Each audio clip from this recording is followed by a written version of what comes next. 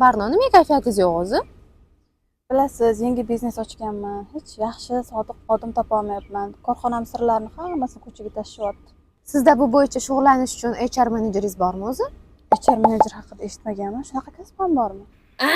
Hali unda siz korxonani sirlarini tashqariga olib chiqmaslik bo'yicha maxfiylik hujjati, ya'ni NDA haqida umuman bilmasangiz ham kerak. Yo'q, unaqa hujjat haqida umuman eshitmaganman.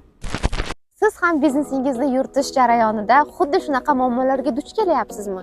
Ya'ni xodimlaringiz qo'nimsiz yoki ishdan ketganidan keyin yoki ishlash jarayonida har qanaqangi korxonani sirlarini boshqalarga ovoza qilyaptimi? Unda sizga aniq HR menejer kerak. Bu sohaga qiziqqanlar va lekin hali hech qanaqa ma'lumoti yo'qlar uchun men 10 kunlik challenge e'lon qilaman. Bunda siz aynan HR management bo'yicha umumiy ma'lumotlarga ega bo'lishingiz mumkin. Ha, aytgancha, boyagi maxfiylik hujjati haqida bilishni xohlaganlar kommentariyada hujjat so'zini yozib qoldiring. Keyingi videomiz shu haqida bo'ladi.